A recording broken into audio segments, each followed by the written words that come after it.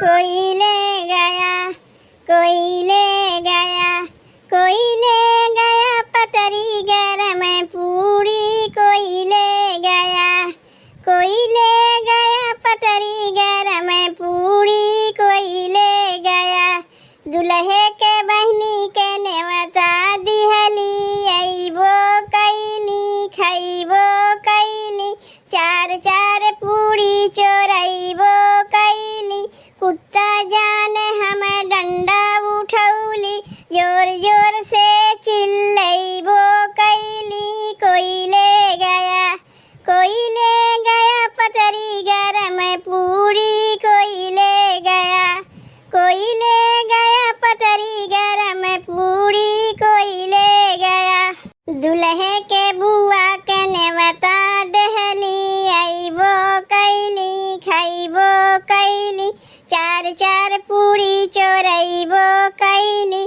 कुत्ता जान हम डंडा उठौली, जोर जोर से चिल्लइबो कैली, कोई ले गया, कोई ले गया पतरी गरम पूरी, कोई ले गया, कोई ले गया पतरी गरम पूरी, कोई ले गया। समधी के बुआ के नेवता दिहली, अइबो कैली खइबो कैली, चार चार पूरी चोरइबो कैली।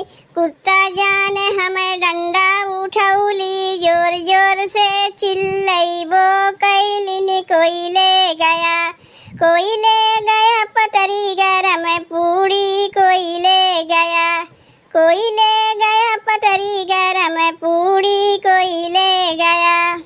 जेठऊ के बहनी के नेवता दहली, अइबो कैली खइबो कैली, चार चार पूरी चोरइबो कैली। कुत्ता जान हम डंडा उठौली, जोर जोर से चिल्लइबो कैली, कोई ले गया, कोई ले गया पतरी गरम पूरी, कोई ले गया, कोई ले गया पतरी गरम पूरी, कोई ले गया। भैया बहनी गारी गीतिया कैसन लाग? अब पूरी गर्मा गरम चाही तो कमेंटवा करके बतायू, और तनी वीडियो का लाइक और चैनलवा का सब्सक्राइब करब ना भुलायू।